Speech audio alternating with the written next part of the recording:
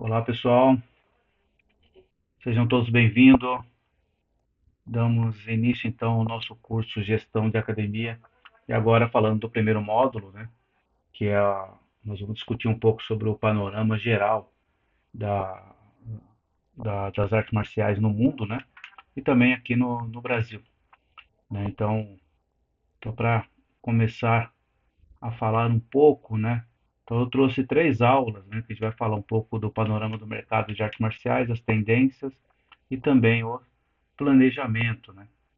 Então é importante que você tenha em mente, né, que você entendendo o mercado fica muito mais fácil, né, para você errar menos, né? Que errar a gente sempre vai errar no mercado, não tem jeito.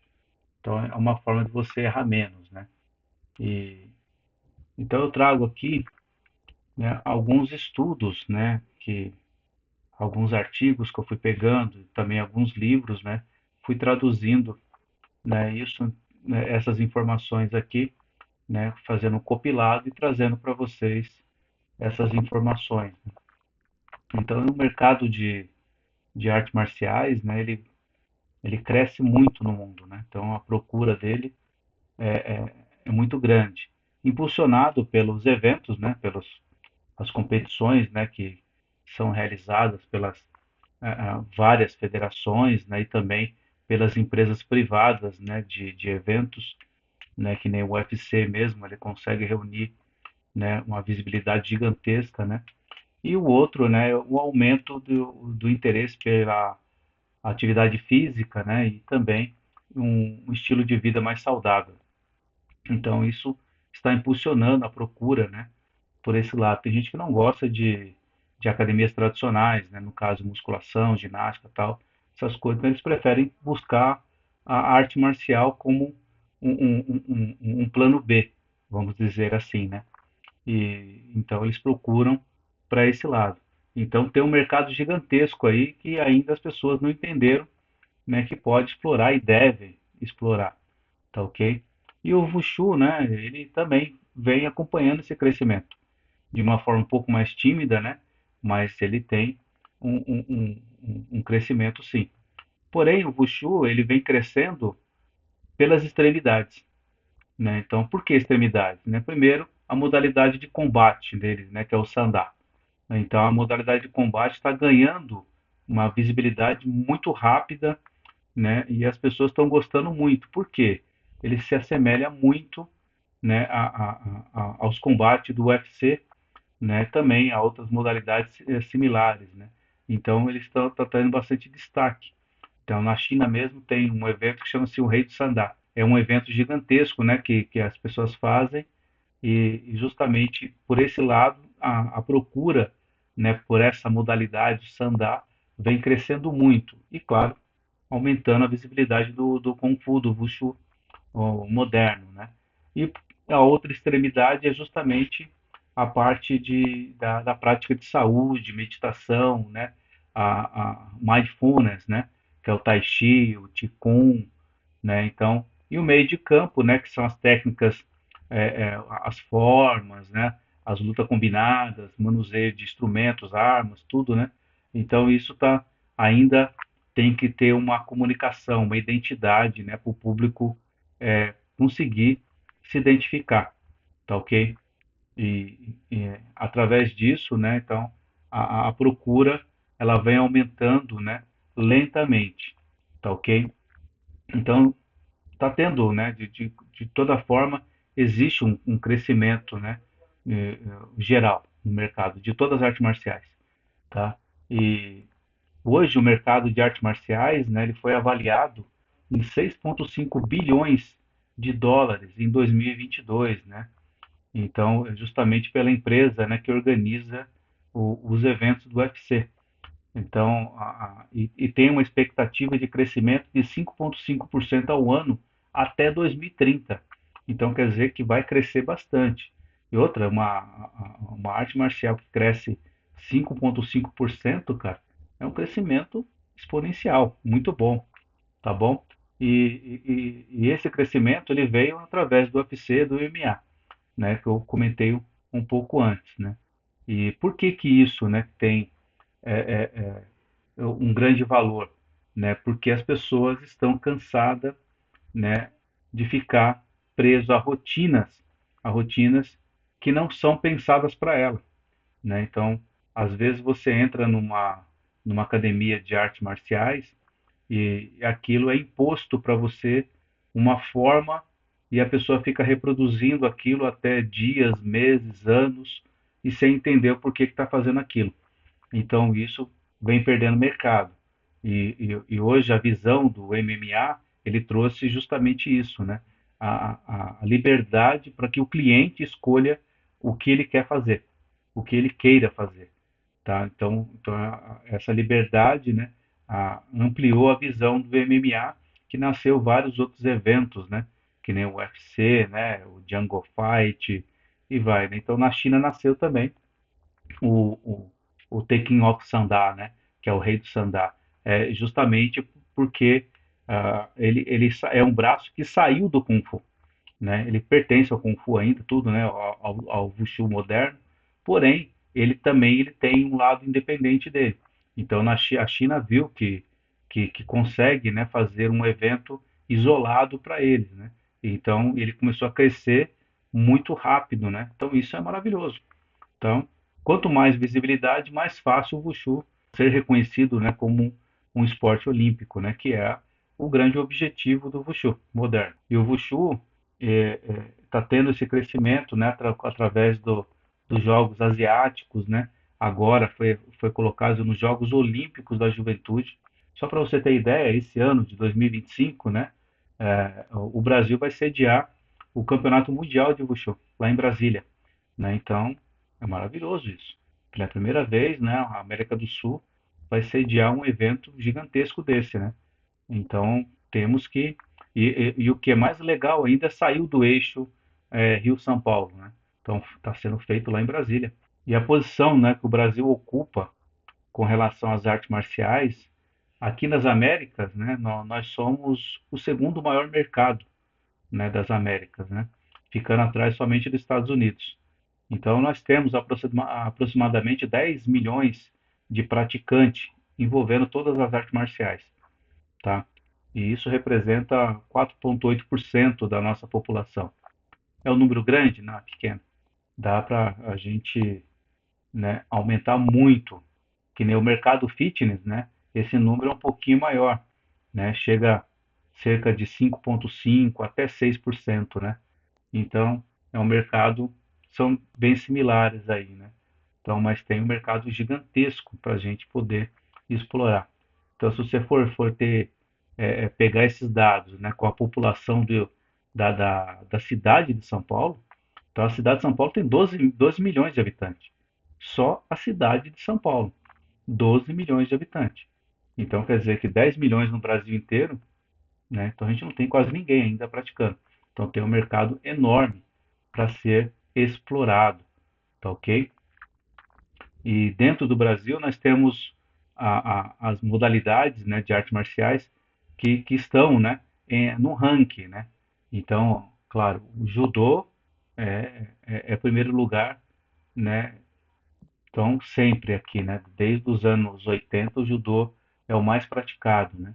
Depois nós temos o taekwondo, o karatê, o jiu-jitsu, o muay thai. Aí sim vem, né? Na pesquisa vem entra o wushu, né? O kung fu. Aqui quando eu falo wushu, kung fu entra tudo, né? Tanto o tradicional quanto o wushu moderno, né? Mas ele está bem atrás ainda, né? Que a gente poderia ter um mercado gigantesco, né? Mas por que a gente não cresce tanto? Por que o Kung Fu ele não tem esse crescimento assim igual ao Judô? Então, justamente pela falta de união, né? Então, a falta de união faz com que as pessoas fiquem perdidas, né? Isoladas e perdidas, né? Então, muitas federações, né? Então, na verdade, que deveria ser apenas uma, existir somente uma federação em cada estado, né? Só em São Paulo nós temos centenas de federações, né? Então, cada uma servindo ao próprio interesse, né? Onde deveria servir em prol do desenvolvimento da modalidade e oferecer para o público, né? Uma coisa mais transparente. Então essa falta de união, então ela vem desde lá de trás, né? Vou contar a história para vocês aqui como que aconteceu tudo isso, né? Eu fui testemunha ocular, né, dessa separação e depois desse boom aí de cada um, né, buscar aquilo, ou seja, agradar o seu próprio ego, né?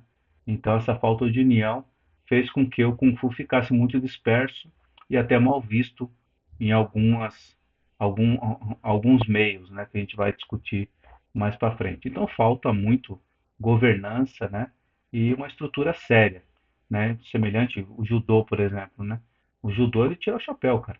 A organização que eles têm é incrível, né? Então, taekwondo, karatê, né, jiu-jitsu, não tem nem o que falar. Agora, as outras precisam mais de governança e união.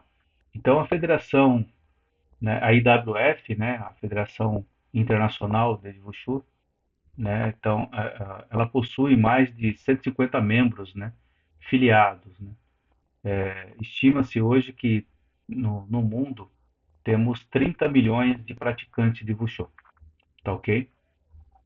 Isso moderno, Wushu moderno, tá ok?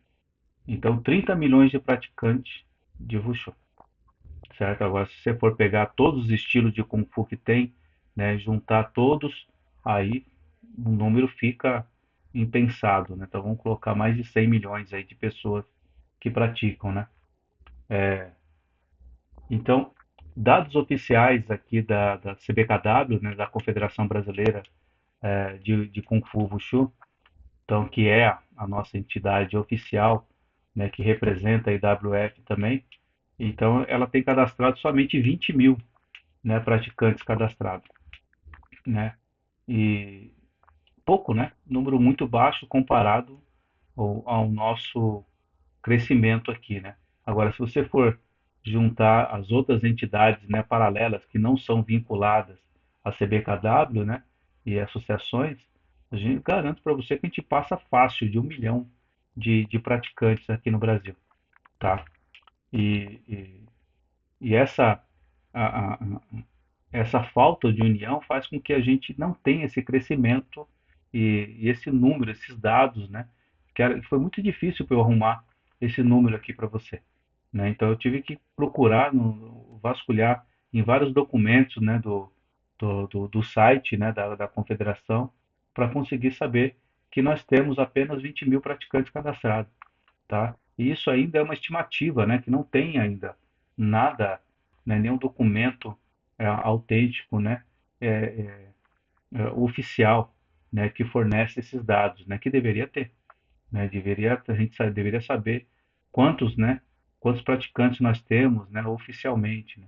E falando, né, da origem do Kung Fu no Brasil, né, então a gente tem que colocar, contar um pouco sobre, voltar um pouco atrás, né, lembrar um pouco da história, né, da chegada dos chineses no Brasil. Então os chineses chegaram aqui no Brasil em 1812, né, então chegaram a convite da família imperial na época, né, e para trabalhar na fazenda imperial, na plantação de chá, lá no Jardim Botânico. Mas aí com eles trouxeram várias coisas, várias informações da cultura deles, né? A medicina tradicional chinesa e, claro, o Kung Fu, cada um do seu jeito, né? Limitado ou não, mas na sua característica, né? Mas oficialmente, né, o Kung Fu ele foi introduzido aqui no Brasil em 1959, né, pelos mestres pioneiros, né, o Wen Quansu, o Chiang Kai-wei e o Chiu Ping-lo, né, cada um representando uma linhagem diferente da outra, né? Então esses três são considerados, né, os pioneiros do Kung Fu brasileiro, né?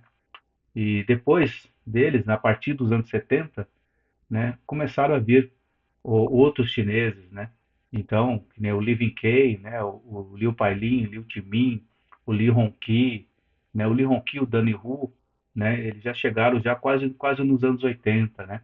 E muitos outros mestres, né, que foram se espalhando. Um começou a ensinar, outro não.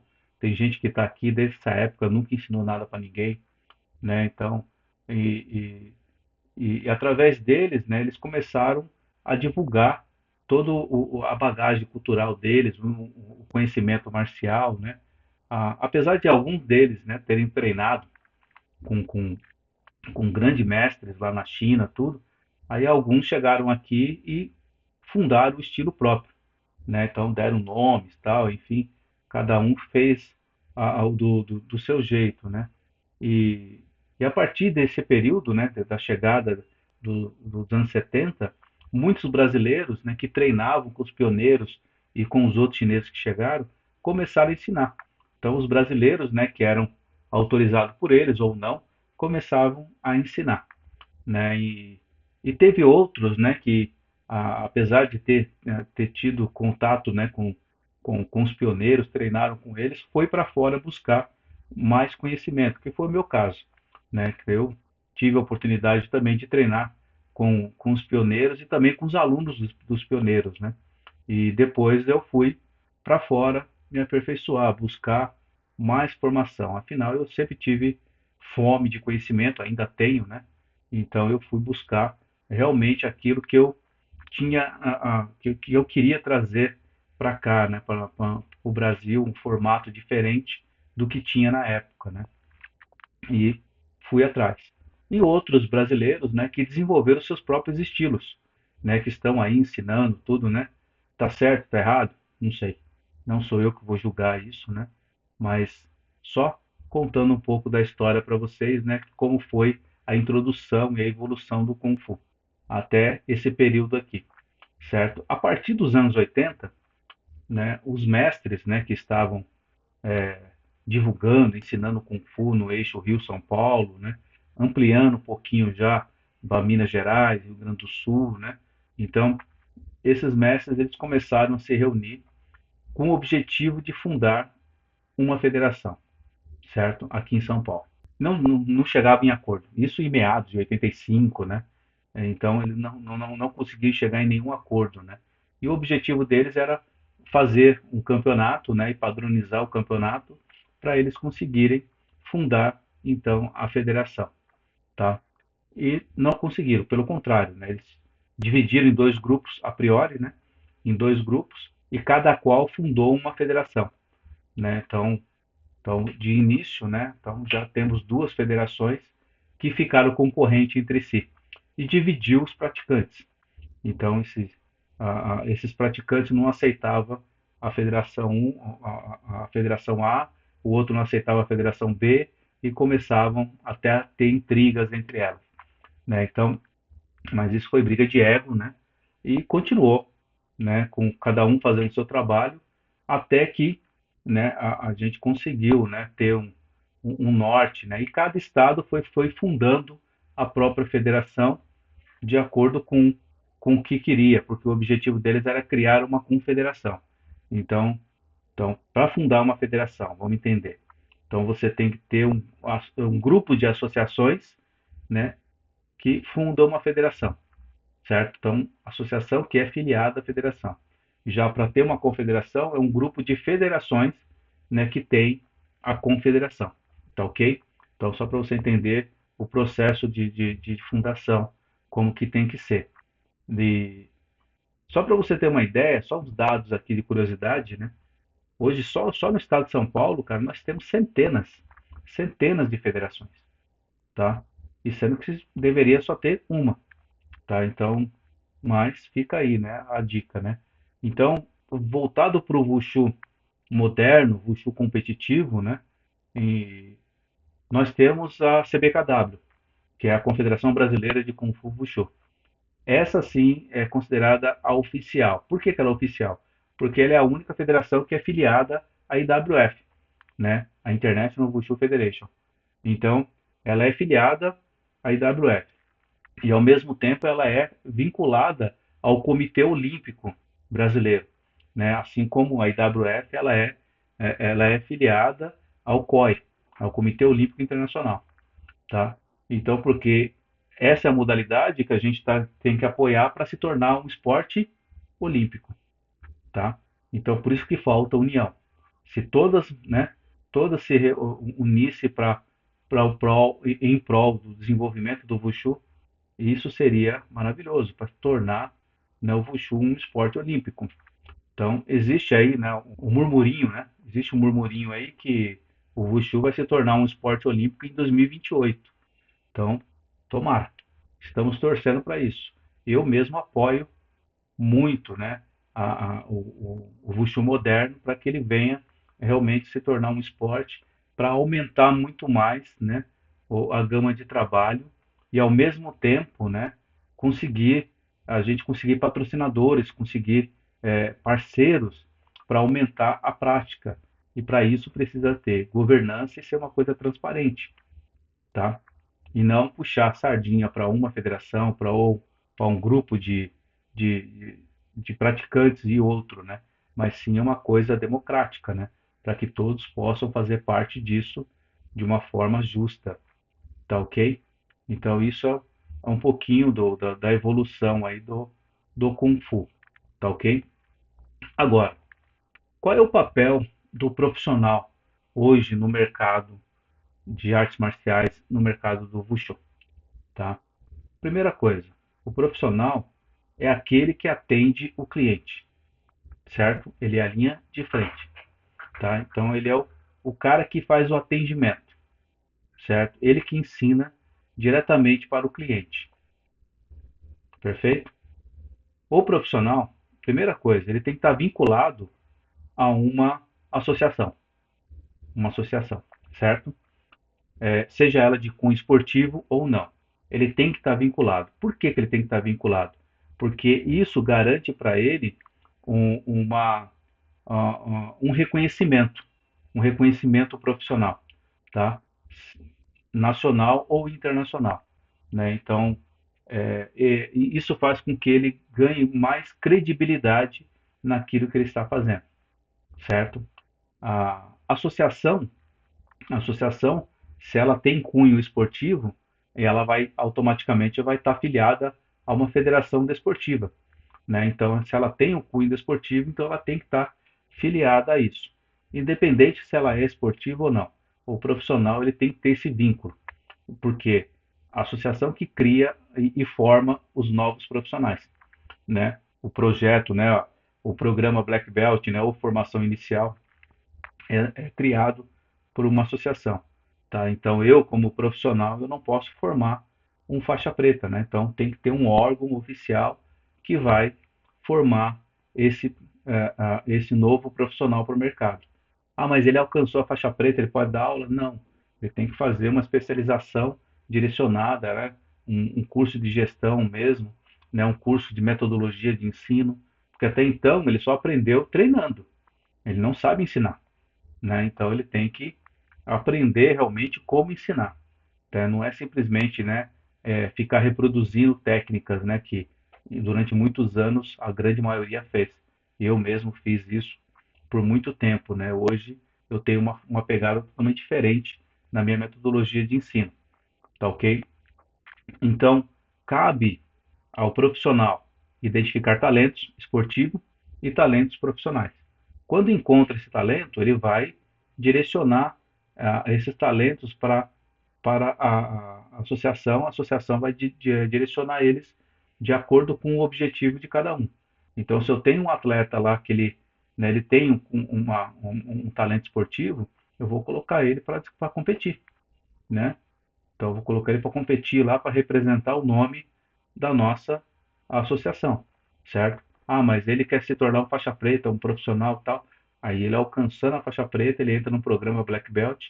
Aí depois ele vai fazer os cursos de especialização para se tornar um representante também, tá? Então, tudo isso tem, né, um caminho a ser percorrido, né? Não é assim, o cara é faixa branca aqui, vamos colocar em campeonato, isso, aquilo, tal. Assim, não, cara, vamos fazer do jeito correto, né? Para que você não venha a ter prejuízo no futuro, tá? Então, não tenha pressa, faça da forma correta, tenha a cabeça de um profissional, tá ok? Isso vai fazer toda a diferença no seu, no seu desenvolvimento, né, para a sua academia e também vai ter uma identificação com o seu cliente, uma credibilidade muito maior. Dentro do Kung Fu, né? Então nós temos hoje a divisão do Kung Fu tradicional, né, que a gente chama de Wushu tradicional, e o Wushu moderno, ou Wushu competitivo.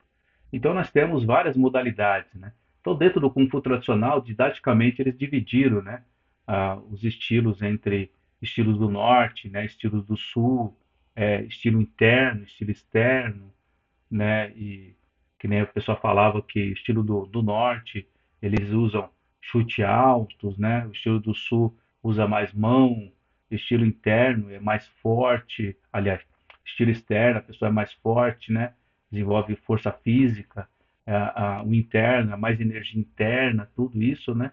Então, isso aí é uma forma de identificação. Porém, a gente vai ver que mais para frente ele não é bem isso, né? Então existe mais informações ainda por trás disso, né? Que vocês vão ver, né? A gente vai tentar passar aqui para vocês, tá bom? E na parte de competição, o Wushu de competição, então nós temos a parte de formas do Taolu, né, que é com instrumento e sem instrumento, né, com armas ou sem armas, né? E temos a parte de combate, né, que é o Sandá, né? Então a parte de luta, né, que combina soco, chute e projeções. Temos o Suai Jiao, que também é classificado como combate, só que ele trabalha com quedas e projeções, não tem, né, é somente de controle, né, uma arte de controle e não tem técnicas traumatizantes. Para quem que você ensina isso? E saber para quem que você vai passar esse conhecimento. Então você tem que ter o público. Qual é o seu público-alvo? Você sabe, né? Fala assim, não, eu ensino para quem aparecer, crianças, idosos, né? O que aparecer eu ensino, mas não pode ser assim. Tá? Você tem que conseguir passar a informação da melhor maneira possível para o público certo, na linguagem certa, direcionada para aquele público. Por exemplo, na fase inicial, de 2 a 6 anos, né? E o que que eu vou ensinar para essa criança? Né? Uma coordenação motora básica, um equilíbrio corporal. Mas qual é a dinâmica? Atividades lúdicas, jogos, né? Então eu vou trabalhar o lado cognitivo dessa criança. Aí eu vou colocar movimentos muito simples, né? É, vou usar o recurso da ludicidade, né? Como uma técnica para desenvolver uma técnica para eles, né? De forma automática, né? Então eu vou conseguindo fazer essa ampliação, tá? E já depois nós temos a fase infantil aqui dos 7 a 12 anos, né? Então, o que que eu ensino nessa fase, né? Então você tem que saber identificar, né? Então, aí sim eu posso introduzir as técnicas básicas do Kung Fu, né? Ter disciplina, né? Concentração, trabalho em equipe. Aí eu consigo trabalhar força, agilidade, flexibilidade, tá? E a fase do adolescente ou a fase de competição, né? Dos 13 aos 17 anos, que é a fase ótima desse público, né? Que gosta de uma competição, né, dentro do Kung Fu. E o Kung Fu, quer queira que não, ele é uma arte muito complexa, muito grande, né? Então você tem que pegar essa evolução. Aí depois nós temos a fase adulta, né? Que é os 18 a 45 anos, né? Aí nós temos a manutenção da condição física, habilidade motora, né? Melhoria de força, flexibilidade, resistência. Aí você pode ter um aprofundamento mais técnico, tático, né? Aí essa pessoa de mais madura, né? Então ela consegue entender todo o processo, né? É, aí se ela quer se tornar um profissional, e a partir daí, dessa idade, né? Que ela entra, se torna um profissional. Então você vai conseguir ter essa visão, né? Depois nós temos a fase sênior, que é do 46 anos até os 65 anos, né? É a fase onde as pessoas procuram mais a parte do equilíbrio interno, né? A buscar saúde, né? E adaptar, né? Tudo o conhecimento do Kung Fu ao bem-estar, tá? E depois nós temos a categoria Master, né? E a categoria Master é acima dos 65 mais, né? Então, envolve bastante mobilidade articular, né? Equilíbrio, prevenção de quedas, manutenção da saúde, né? Cardiovascular, flexibilidade, né? Então, algumas práticas, né? De meditação, relaxamento, tai chi, qigong, né? Atividades de baixo impacto, Tudo isso focado no bem-estar, socialização, né, e qualidade de vida. Então, essa aqui é uma divisão, né, do público-alvo. Só que eu posso ir além. Então, eu posso criar programas, né, dividido que nem na fase infantil ali, eu consigo colocar um programa de 2 a 3 anos, de 4 a 5, de 6 a 7 anos, de 7 a 10 anos, do sub-10, né? Então, de 11 a 12 anos, o sub-12, juvenil, de 13 a 14 anos, o sub-14, né? Do 15 ao 16, o sub-16, 17 ao 18 anos, sub-18, dos 18 aos 35, né? O 36 a 45, dos 45 a 65, acima de 65, eu consigo criar programas específicos, né? Ali na fase adulta, dos 18 ao 20, eu consigo colocar um programa, dos 20 aos 25, dos 25 ao 30, do 30 ao 35, eu consigo colocar programas diferentes, né, para cada público. E esses programas, vocês vão ver mais para frente, que vai ser o diferencial do seu trabalho, tá? Então você deve focar no seu público, tá? Não tente atender todo mundo. Se você tentar atender todo mundo, vai ser um fiasco, tá? Então mire realmente no público no qual você é especializado. Se você é especializado em criança, então desenvolva o Kung Fu para criança, tá? Não se preocupe, né, com os outros públicos. Direcione o seu mercado para criança. Se você for trabalhar com outro público, tenha um espaço específico para trabalhar com outro público, tá? Misturar não vai dar certo. Ou horários, né? Horários diferentes, tá ok? Então, para avaliar o desenvolvimento, né? O desenvolvimento motor, né? E o crescimento e a aprendizagem motora, a gente usa a ampulheta de Galahu, né? Deixa eu mostrar aqui para vocês a ampulheta de Galahu. Então a gente usa essa ampulheta, né? Essa ampulheta ela mostra a evolução da fase motora, né? Desde quando a criança nasce, né? Até a fase adulta. Então isso aqui eu vou colocar também o link para vocês aí para vocês lerem o artigo, né? E também estudar esse desenvolvimento motor. Tá ok? Então, o público, né, o que você vai ensinar, você pode olhar aí o desenvolvimento de cada um. E como que eu posso, né, desenvolver uma metodologia de aprendizagem? Isso para mim e também para os meus clientes. Né? Então, eu uso o método do CEP mais R. Né? Então, é uma metodologia criada, né, pelo Alex Breta, né, e o Conrado, né, que resume as principais fontes de aprendizagem de qualquer assunto, incluindo Kung Fu, gestão. Né, dá para você colocar em qualquer assunto esse método, tá? Onde o C é relacionado ao conteúdo, o E, experiência, o P, pessoas e o R, rede. Tá? Então, o conteúdo são todas as formas de informações. Todas as formas de informações. Visual, tátil ou auditivo. Tá? Então, são formas de você aprender alguma coisa. Né? Uma informação que chega para você. Aí você faz o quê? Uma curadoria. Você pega todas essas informações, né? Então você junta elas, separa, gruda, né? Vai combinando e transformando isso em quê? Em conhecimento. Perfeito? Aí eu transformei esse conteúdo em conhecimento. Depois, na parte da experiência, eu vou colocar em prática esses conhecimentos. Então, a partir do momento que eu coloco em prática esse conhecimento, eu transformo esse conhecimento em competências, tá? Então, quando eu coloco em prática esse conhecimento, eu desenvolvo o que? As habilidades. Então, as habilidades combinadas, elas se tornam competências, tá bom? Então, você vê que a experiência, a fase da experiência, é muito importante, tá? Ela tem que existir, tá? Depois disso, o outro passo são pessoas, é o P do CEP, né? Então, A relação social é um momento muito importante de você colocar essas competências em prática e trocar conhecimento com outras pessoas, né? Então você começa a discutir de forma teórica ou prática, né?